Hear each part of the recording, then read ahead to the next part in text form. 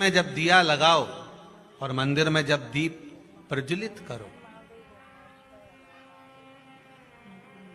उस समय पर जब मंदिर में दीप लगाएं और मंदिर में जब दिया प्रज्वलित करें, अगर गोल बाती है तो वो तो दिए के बीच में ही होगी, फूल बाती है तो वो दिए के बीच में होगी।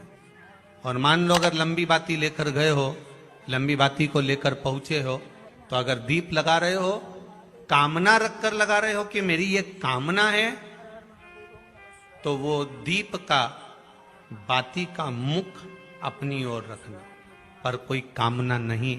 हम भगवान को केवल इसलिए रिझा रहे हैं कि मेरा भोलेनाथ मेरा भंडार भरे और मेरे घर में सुख समृद्धि दे। तो दीप की बाती का मुख भगवान की ओर होना चाहिए कि हमने तेरे भरोसे पर छोड़ दिया। अब हम किसी से नहीं पूछेंगे कि हमें क्या करना है, ये दीप की जो बाती का मुख है वो आपकी ओर है। अर्थात मेरा जो जीवन है, मेरा जो संपूर्ण परिवार है, मेरा जो कुटुंब है, मेरा जो कबीला है, मैं जिस घर में निवास करती हूं, मैं जिस घर में रहता हूं, उस घर का संपूर्ण कारभार सब तुम्हारे भरोसे पर है। तो बाती का मुख कहां हो गया? भगवान की ओर हो गया। बाती का मुख फिर भगवान की ओर। पर ज्यादातर लोग दिया जो लगाते हैं ना, वो अपनी ओर बाती करके ही लगाते हैं। मतलब इनकी कामना चलती ही रहती है 24 घंटे। कुछ कुछ कामनाएं इनकी जागरूक रहती है, इनकी कामनाएं निरंतर रहती है। पर उस बाती में जब आप अपना संपूर्ण परिवार, संपूर्ण अपने परिवार का, दुकान हो, धंधा हो, व्यापार हो, व्यवसाय हो, चाहे आप जितना भी कार्य कर रहे हो, फैक्ट्रियां चला रहे हो, वो सब अपने भगवान के भरोसे पर दे दिया, भगवान की ओर दे दिया। तो इसका मतलब ये नहीं है कि बाती का मुख भगवान की ओर हो तो तुम भगवान के बिल्कुल करीब में ही बाती का मुख कर लगा दो और भगवान को मालूम पड़े चोट लग जाए, ऐसा भी नहीं। जब भी दिया लगता है, आप बहुत ध्यान देना महाराज, अगर भगवान जिस स्थान पर बैठे हुए हैं, अगर दिया हमको रखना है, भगवान जहां विराजमान है, दीप जब भी रखा जाता है भगवान के सामने, तो अपन जहां विराजमान है उससे भगवान और अपने बीच में कम से कम 2 बीता की दूरी तो होना ही चाहिए, जिससे भगवान को भी चोट ना लगे, भगवान को भी घात ना लगे। तुलसी महारानी को जो दिया लगाया जाता है, वो तुलसा महारानी से दूर लगाना चाहिए। तुलसी के क्यारे में दीप लगाने का प्रमाण नहीं है कि तुम तुलसी के क्यारे के अंदर दिया लगाओ। पहले तो ऐसा नियम था कि तुलसी का जो क्यारा बनता था, उसमें एक नीचे अलग से दिया रखने की जगह बनती थी, तो उसमें दिया रख दिया जाता था। आज के जमाने में इतनी जगह ही नहीं कि वहां में रखो, तो लोग वो कुंडा में धर के आ जाए।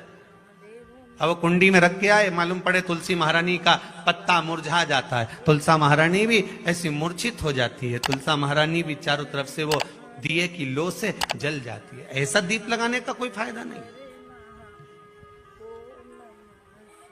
ऐसे दीप की कोई महत्वता नहीं है। किसी को कष्ट देकर, किसी को परेशान कर कर, देवता हो चाहे आप हो, आप किसी को कष्ट देकर, किसी को परेशान कर कर अगर भजन कर रहे हो तो उसका कोई सुख नहीं है हमारा, उसका कोई आनंद नहीं है। किसी को भी कष्ट देकर अगर आपने भजन भी किया, यज्ञ भी करा, दान भी करा, पुण्य भी करा, सत्कर्म भी करा, भजन भी करा, उसका कोई तत्व नहीं। शाम को 4 बजे से लेकर 7 बजे के बीच में शंकर और पार्वती के भ्रमण का समय रहता है। मेरे देवाधिदेव महादेव और माता पार्वती के भ्रमण का समय, भगवान शंकर पार्वती घूमने को निकले। इसलिए हमारा सनातन धर्म कहता है शाम के समय पर माताओं को झाड़ू नहीं लगाना चाहिए, शाम के समय पर माताओं को चूड़ी बिछिया नहीं बदलना चाहिए, शाम के समय पर माताओं को मांग में सिंदूरा नहीं भरना चाहिए, शाम के समय पर माताओं को बाल नहीं बांधना चाहिए, शाम के समय पर माताओं को चौखट पर नहीं बैठना चाहिए। उसका कारण क्या है? क्योंकि पार्वती जी ने भगवान भोलेनाथ जी से कहा था कि तुम मुझे रोज शाम के समय प्रदोष काल में भ्रमण के लिए लेकर जाते हो, मेरे लिए आज्ञा क्या है? शंकर भगवान ने कहा सुनो पार्वती, मंदिर के अंदर नंदी रहता है, जाने वाला यात्री जब मंदिर में मेरा दर्शन करने आता है तो नंदी के कानों में कहकर जाता है कि शिव जी को मेरे यहाँ लेकर आना। मैं नंदी के अनुसार उनके घर जाता हूँ, मेरा काम है उनका कल्याण करना और तेरा काम है उनके घर की नारी को अखंड सौभाग्यवती का वर प्रदान करना, ये तेरा काम। तब पार्वती माता ने कहा अखंड सौभाग्यवती होने का वर मैं तो दे दूंगी, पर उस समय पर माताएं चूड़ी बदल रही होगी और हाथ से चूड़ी निकाल रही होगी तो मैं वर कैसे दे सकती हूँ, मांग भर रही होगी तो मैं वर कैसे दे सकती हूँ, उस समय पर चूड़ी बिछिया बदला जा रहा होगा तो मैं वर कैसे दे सकती हूँ, उस समय पर झाड़ू लग रही होगी तो मैं लक्ष्मी को वहां कैसे भेज सकती हूँ, आप बताओ। तो शंकर भगवान ने कहा प्रदोष का समय एक ऐसा समय होता है, शाम का समय ऐसा होता है जिस समय पर केवल शंकर और पार्वती की आराधना का समय होता है। हम तो कई लोगों से कहते हैं अगर आपके यहाँ संपदा नहीं आ रही है, बहुत मेहनत कर रहे हो, फल नहीं मिल रहा, कहीं नौकरी, कहीं सर्विस या कहीं व्यापार या व्यवसाय में कहीं तकलीफ आ रही है, हम सबसे कहते हैं शाम का समय पकड़ लो, शंकर जी के मंदिर में दिया लगाना प्रारंभ करो। शिव मंदिर में अगर दिया नहीं लगा रहे हो तो बेलपत्री के पेड़ के नीचे दिया लगा। बेलपत्री और शंकर जी के मंदिर में दिया नहीं लगा रहा तो शंकर जी के मंदिर के बाहर चौखट पर दिया लगा। इतना भी नहीं कर सकते तो अपने घर के बाहर अपने द्वार पर दिया लगा दो और शंकर जी के नाम का श्री शिवाय नमस्तुभ्यं बोलकर शंकर भगवान को याद कर कर अपनी कामना कर कर बाबा का स्मरण कर कर पंचाक्षर मंत्र नमः शिवाय, षडाक्षर मंत्र ओम नमः शिवाय, द्वादशाक्षर मंत्र ओम नमो भगवते वासुदेवाय, जो मंत्र तुमको याद है उसका स्मरण कर कर लक्ष्मी हो चाहे नारायण हो चाहे राम हो चाहे कृष्ण हो स्मरण कर कर शाम के समय बाहर दिया लगा दो, दरवाजे के पास लगा दो, वो सुनेगा जरूर, आएगा तो उसका वेलकम जरूर होगा और वो कुछ देकर जरूर जाएगा। नियम तो बनाओ, उसकी चौखट पर जाकर कहना है।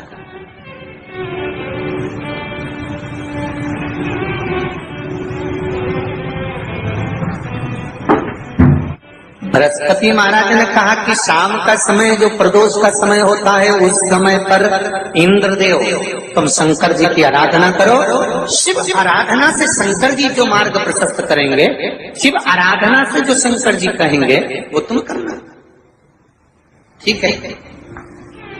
आराधना करी बाबा भोलेनाथ जी,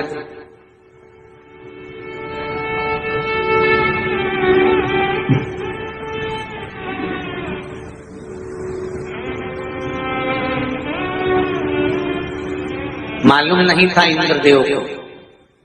बृहस्पति महाराज ने प्रदोष की महत्वता समझाई तो प्रदोष का समय जानकर शंकर जी पर 7 बेलपत्र प्रदोष के दिन इंद्र ने समर्पित कर दी बिना सोचे। कितनी बेलपत्र? 7। प्रदोष का व्रत करो चाहे ना करो, मंदिर में चढ़ी हुई बेलपत्र को उठा लो,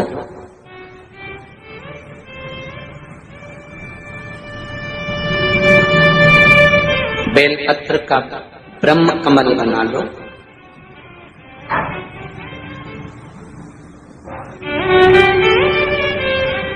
ब्रह्म कमल का मतलब होता है डंडी बीच में रहे, आसपास पत्तियां रहे। 7 पत्ती का ब्रह्म कमल बनाकर, जैसे ये पत्तियां हैं एक जैसी रखी हुई हैं तो इसको फैलाइए, 7 पत्ती को आपस में फैलाकर ब्रह्म कमल बनाइए।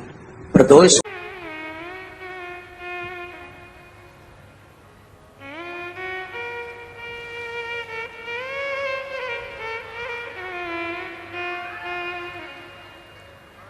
मैं लक्ष्मी सिन्हा, पति ब्रेश सिन्हा, राजनंदगांव छत्तीसगढ़, हमालपारा वार्ड नंबर 26 के हैं। कहीं बैठे हों तो हाथ हिलाइएगा। कहीं आप ही हैं? दोनों हाथ हिला दो एक बार ऐसे। हाँ, दोनों हाथ हिला दो। मैं लक्ष्मी सिन्हा, पति ब्रेश सिन्हा, राजनंदगांव छत्तीसगढ़, हमालपारा वार्ड नंबर 26 के हैं। हमारी शादी को 17 साल हो गए थे, संतान नहीं थी। सारे डॉक्टरों से इलाज करवाया, रायपुर गए, बिलासपुर गए, और भी जहाँ जहाँ लोगों ने बताया वहाँ गए। कई जगह से गोदी भी भरवाई पर संतान नहीं हुई। गुरुदेव, शिव कृपा किसको कहते हैं? किसी ने कहा टीवी पर कथा आती है, आप उस कथा को श्रवण करो। हम पति पत्नी ने कथा सुनना चालू करा। ऐसे कई महाराज की कथा आती थी, विश्वास नहीं जागता था। पर आपने कथा में पशुपति व्रत के बारे में बताया, एक सफ़ेद आंकड़े की जड़ के बारे में बताया। पत्नी ने और मैंने पशुपति नाथ के व्रत की शुरुआत करी और बाबा की कृपा से 17 साल बाद ऐसी कृपा हुई कि मन में ऐसा भाव जागृत हुआ, एक बार सीहोर चले। सीहोर गए। 26 मई 2022 को हम सीहोर पहुंच गए और 26 मई 2022 को सीहोर में जाके कंकर को उठाकर जमीन पर रखकर उसकी पूजन कर कर प्रार्थना कर कर आए कि बाबा 17 साल हो गए, डॉक्टरों ने मना कर दिया है, संतान का सुख किस्मत में नहीं, पर आप जरूर देना। बाबा की कृपा से गुरुदेव 26 मई 2022 को हम सीहोर से आए। आप कहते हो 3 महीने में बाबा देता है, मेरे बाबा ने 1 महीने में सुन लिया। 16 फरवरी 2023 को मेरे यहाँ पर एक बच्चे का जन्म हुआ है। बच्चा लाए हो साथ में? थोड़ा सा ऊंचा करो उसको, हल्का सा हो सके। कार्यकर्ताओं से निवेदन है, एक कार्यकर्ता उस बच्चे को, उसके माँ को और पिता को यहाँ तक लेकर आ जाए। मेरा कार्यकर्ताओं से निवेदन। खाली